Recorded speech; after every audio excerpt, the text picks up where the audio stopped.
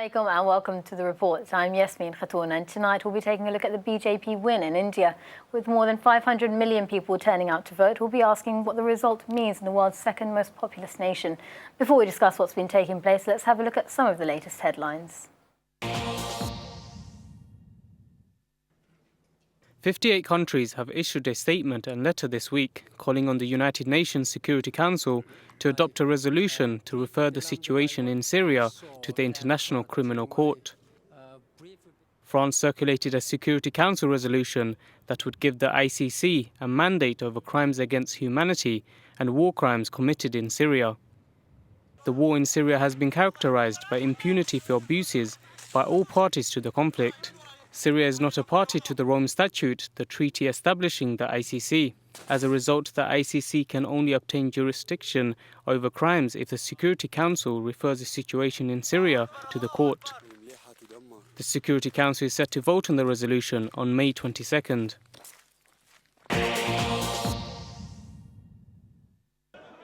The Bharatiya Janata Party have won in a historic election in the world's largest democracy. The party has elected Hindu nationalist leader Narendra Modi as its parliamentary party leader. This will pave the way for him to be the country's next prime minister. Bharatiya Janata party संसदीय दल के नेता के पद के लिए मैं गुजरात के लोकप्रिय व यशस्वी मुख्यमंत्री और भारतीय जनता पार्टी के प्रधानमंत्री पद के उम्मीदवार श्री नरेंद्र भाई मोदी के नाम का प्रस्ताव करता हूं. The BJP and its allies won a landslide victory in the general election last week when they won 336 seats, enabling the country for the first time in a quarter of a century to be led by a single-party government. Former leading dynastical party Congress has been left with only 44 seats. Leaders Sonia and Rahul Gandhi did offer to resign, but this was rejected by the party. Modi is entering New Delhi's power circle for the first time after running the western state of Gujarat for 13 years. He was named the BJP's prime ministerial candidate last year and ran an electrifying election campaign that has resulted in this historic win.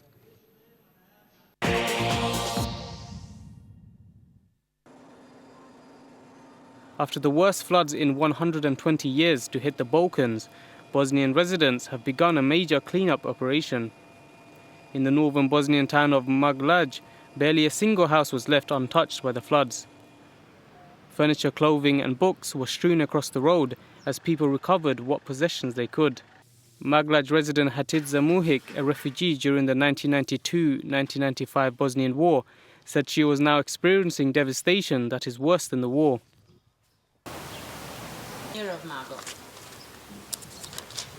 Samo razgovaramo da sačuvamo pamet, jer nas je I rat pratio I ovo nas sad prati.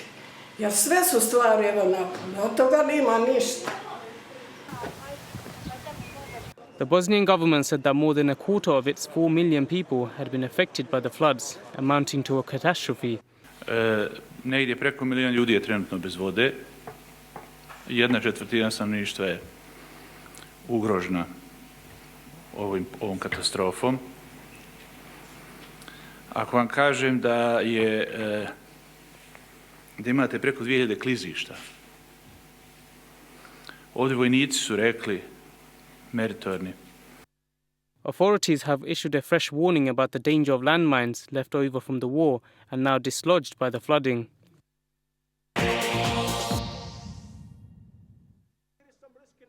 British Imam Abu Hamza al-Misri was convicted this week of terrorism charges in New York after a 4-week-long trial. The jury found him guilty on 11 counts. He was charged with providing support to Yemeni militants who kidnapped Western tourists in 1998, an operation that led to the deaths of 4 hostages. The British figure was also convicted of helping a US government informant establish a training camp in the state of Oregon in 1999 and providing material support to Al-Qaeda. Abu Hamza, as the trial showed, attempted to portray himself as a preacher of faith, but he was, instead, a trainer of terrorists. That has now been proven in an American court to a unanimous jury beyond a reasonable doubt. His lawyers commented that the case relied largely on the provocative language in his sermons at the North Central Masjid in London, also known as Finsbury Park Mosque. It confirmed our fears about the nature of the evidence and the volume of the evidence about expression, his sermons, his statements, his public persona, overwhelming any evaluation of the evidence in terms of conduct. Abu Hamza could face life in prison when he is sentenced in September. He was extradited to the US from the UK in 2012. His legal team planned to appeal the conviction. Afzal Ahmed, The Report, Islam Channel. This morning, the first British conviction for Syria-related terror offences was revealed. Portsmouth-based Mashood Chaudhry was found guilty after a 2-week trial in Kingston Crown Court. He had left Britain with 4 other men in October, but returned on his own. We will be following developments with this story throughout the week. But joining me now in the studio, as we saw the elections in India, journalist Anindya Bhattacharyya and filmmaker Sheena Sumaria, who have been following Modi. Okay, right, we just saw there the elections. Congress with 44 seats. I mean, is this what we were expecting? Anindya, can I come to you first? I think it was expected that they were going to get hit. The size of the hit is on the upper level of the estimates. People weren't expecting the BJP to get be able to form a government on its own. They were expecting it to be the major coalition partner. But the collapse of Congress after presumably about over a decade now in power has been very, very fast indeed. And really, it seems to be the corruption issues that have decimated its base. Can you tell me a bit more about those corruption issues? Because the Nehru Gandhi dynasty have been about for the last 67 years. I mean, since the independence of India, you know, they were the forefathers and fighters of the movement. Now, left with this, resigning, you know, is this where the Congress Party has been left? I mean, it looks like it. Obviously, the history of it has this kind of glorious background, but we're now looking at really quite a conventional political party that's been in power for an incredibly long period of time, at a time when India's capitalism has been let off the leash and everybody's out to make money. Now, that's a recipe for corruption, and I think that's the combination of being in power for so long and the economic pressures that India's under at the moment. I think they combine together to create a perfect storm for Congress. Okay. Well, The Guardian have picked up on this. All the different major publications here in Britain and worldwide have picked up on this, talking about the Congress Party and now not accepting the resignation of those leaders. Should they accept? Can I come to you, Sheena? I think I don't know if that's so relevant. I think actually the way looking at statistics of the election results, while the main media narrative is that Congress have lost monumentally and the BJP have been given a majority government, have won a landslide victory, they won with 31% of the vote, which is actually the lowest vote share to lead to a majority government historically in India. So what it shows is that the vote was very fractured, and that's almost 70% of voters didn't vote for BJP. They didn't vote for many didn't vote for Congress either. They lost a huge share, but they also voted for lots of smaller parties, which is reflective of their dissatisfaction. We saw in the Hindustan Times said here, talking about his mandate, because I know you've said here if the vote's very fractured, although he has won a very big majority, he has 10 seats more than he would have needed to lead on his own, right? I'm saying this is allowing for change. I think that's a code, probably, of some sort. I mean, well, the thing that I think the significant thing that's changed in the last few years is that Modi, who's previously was associated with very much the not respectable end of the Hindu right, associated with the pogroms in Gujarat in 2002, has managed to revamp his image and present himself as a saviour of big capital in India, big business in India, and that's meant that he's changed his image, and he's had the backing of those large corporations. So I think they really want to try to get over the economic problems by accelerating processes have been going on in India for a long while and have certainly been going on in Gujarat. And they see Modi as the man for the job. And I think that's what they mean by that. There's a section of, I think the Hindustan Times is kind of slightly smug that their man is now in power and more in power than they were expecting it to be. But I think that they can get complacent because it's by no means obvious, as you mentioned, about the fractured nature, even of Modi's own coalition. You know, big business and Hindu fundamentalists don't necessarily get on. This happened in the States. What happened when the Tea Party met the Republican big business? They fell apart, and it destroyed Bush's electoral coalition. We're going to come back to Modi and his history in a moment. The Bharatiya Janata Party, led by Narendra Modi, won a thumping majority in the 543-seat Indian Parliament. I have been following this story.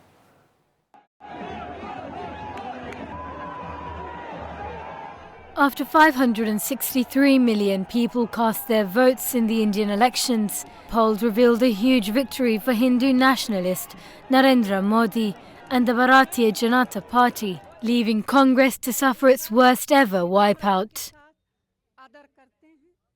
गठबंधन से सरकारें तो बनती थी, लेकिन पहली बार ऐसा हो रहा है कि गठबंधन से शायद विपक्ष बनाना पड़े. A massive boost to Modi's goal of ending the dominance of the Nehru-Gandhi dynasty that has governed India for most of the 67 years the nation has been independent. Modi's BJP won 282 seats in Parliament, 10 more than the majority required to rule, and with allied parties holds a tally of 336 seats. The clearest result in India since the 1984 assassination of former Prime Minister Indira Gandhi. Modi was a key strategist for the BJP in the successful 1995 and 1998 Gujarat state election campaigns, and was a major campaign figure in the 2009 general elections. The minister holds a controversial history and has been criticised for failing to make a significant impact on human development of the state, and called to account for his response to the 2002 Gujarat riots. The riots in which minority Muslims were attacked and almost 2,000 killed. Narendra Modi was accused of initiating and condoning the violence. In a statement released by Human Rights Watch, they said, officials of the Gujarat state government, led by Chief Minister Narendra Modi of the Hindu nationalist Bharatiya Janata Party, failed to conduct serious investigations and obstructed justice. State police failed to investigate senior BJP leaders despite telephone records proving their presence at the scene of the riots. Strong evidence linked the Modi administration in Gujarat to the carefully orchestrated anti-Muslim attacks. Modi is a member of the Rashtriya Swayamsevak Sangh, the religious group allied to the BJP. He calls himself a Hindu nationalist. In his confident victory speech, 63-year-old Modi addressed concerns that his pro-Hindu leanings would sideline minorities. He declared that the age of divisive politics has ended, and from today onwards, the politics of united people will begin. With more than 6 times the seats of his closest rival, Modi's decisive mandate has given him ample room for change. But with history laying foundations to be built upon, minority communities have reason to take steps with caution. Right, so we just saw Modi there saying the days of divisive politics have come to an end. Sheena, can I come to you on that? Sure. If you look at Modi's history in Gujarat, and as soon as the riots happened the following years, there was huge international condemnation of his role and his state's role in the riots. In the US revoked a visa, the UK boycotted him, and there was sort of scathing reports about this domestically and internationally. But what has happened over the last few years as he's been campaigning and putting himself forward as a sort of at a more national level, is that they've been downplaying his involvement in the riots. And these were horrific acts of violence. Women were gang raped, children were killed, people were burnt, chopped to pieces. former MP of the Congress Party, Ahsan Jaffrey, was chopped to pieces and allegedly was on the phone to Modi asking for help. And there are really serious allegations against Modi for this, including instructing police not to intervene during the violence for 3 days. And people have gone on record for saying this. Even members of leading Hindu nationalist parties during a sting operation by Tehelka have said this, and videos are actually available.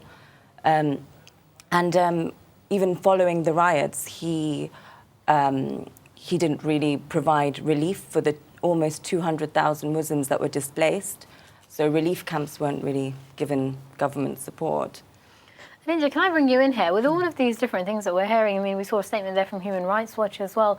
So where does this leave the rest of the world when you've just seen this man elected in India? Well, it's awkward for them because, as you said, in the wake of the 2002 riots, there's quite rightly a very, very negative reaction across the world. Modi couldn't get a visa when he goes to visit the States. That's a problem if you're Prime Minister of India. So I do think the fact that we are talking about this now is important. I think globally people will have to keep the pressure up. I remember maybe about 5 years ago, Modi came over to Britain for a visit, and some friends of mine had a little demonstration. And that pressure needs to be there, because the diplomatic pressure to let's keep this all quiet, let's put that all in the past, let's now just make business with India, I think that's going to be very, very strong, and you're going to get that from the Indian media, from the Indian middle class, and I think that it'll be a diplomatic problem, to say the least. Sheena, how does that pressure translate? Now, this man, as we've just seen, he has been elected. He is the Prime Minister of the world's biggest democracy. In terms of having an impact on his governance, how does that actually translate?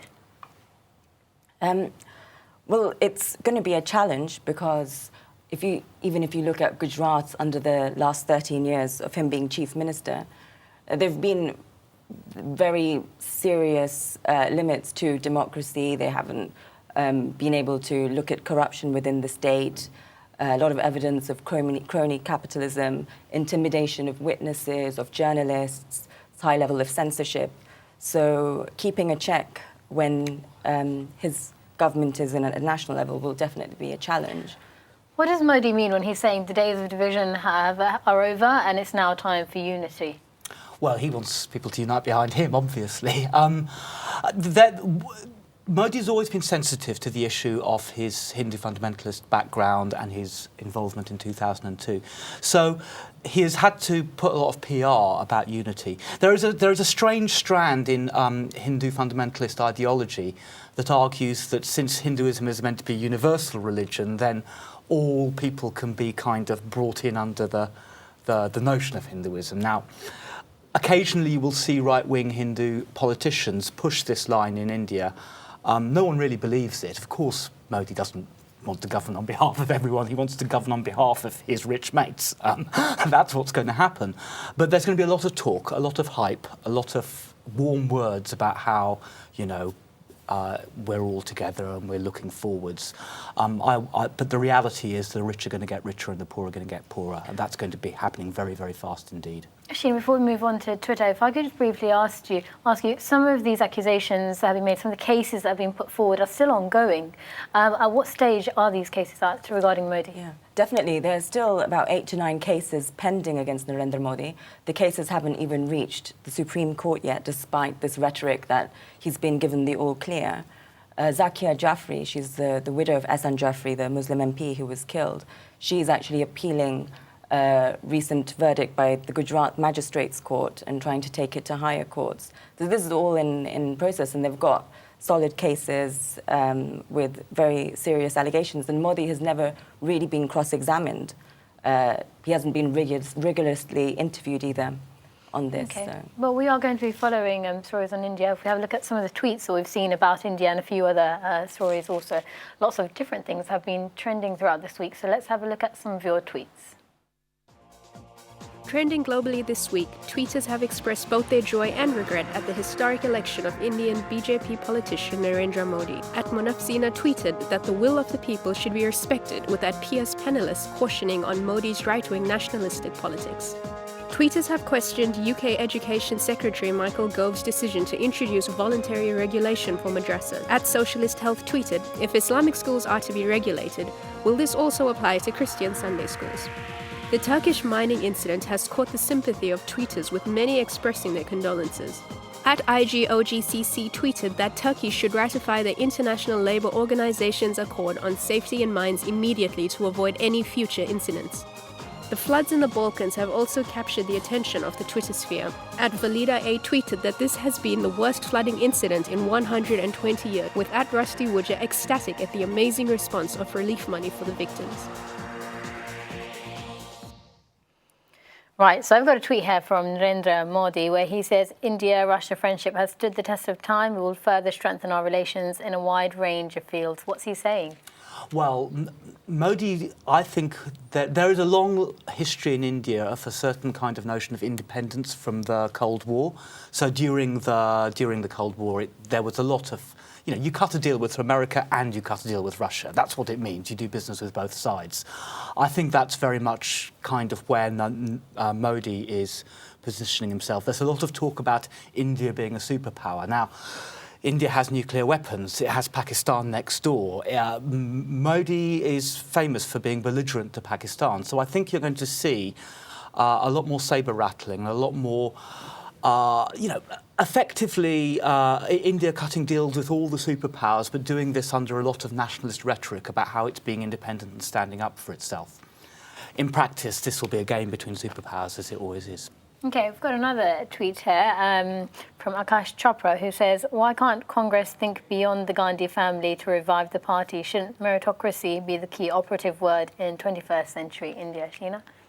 Definitely, I think it was a very key and tragic strategic mistake of Congress not to think about that. And they didn't really sort of give Modi a good run in elections. And they need to stop with this dynasty and actually present real alternatives for India's masses. Before we wrap up today, if I could just ask you now, Narendra Modi's economics. This is something that everybody's saying, well, he's done a great job in Gujarat. Will this translate to the rest of India? Will this translate very, very quickly? Well, I don't think he's done a great job in Gujarat. He has basically impoverished the masses and made a small group of corrupt crony capitalists and friends of him rich. And that's what's going to happen in India now, I think. Sheena? Yeah, I agree. I mean, social indicators show that Gujarat is lagging behind in literacy, in education, female nutrition, child nutrition. So, yeah, this development has really lined the pockets of big industrialists. That being the case, why are we looking at it in a very different fashion? Part of it, I think, is there's two things have happened. In the 90s, there was the liberalisation of India, and then throughout the last decade, a lot of hype about India's shining and a big new middle class arising. Then towards the end of the last decade, you hit the global financial crisis. So all of a sudden, the notion that everyone's going to get rich looks a bit more rocky. So you have a large layer of people who've been hyped up on these kind of, notions that they're going to reach Western living standards and what have you. And all of a sudden, that looks like it's not going to be the case, and everyone's at each other's throats. Okay. That's, I think, the economic situation that's created a space for people like Modi to come in with a very plausible line that people are buying. And it also a huge amount of PR has actually been spent on crafting this story of Modi as a development man. Okay, well, on that note, unfortunately, I'm going to have to wrap up. But, of course, we will be following your stories on Friday. Before we leave, I want to thank both of our guests, Anindya Bhattacharyya and Sheena Sumaria, for joining us, and, of course, you at home for watching.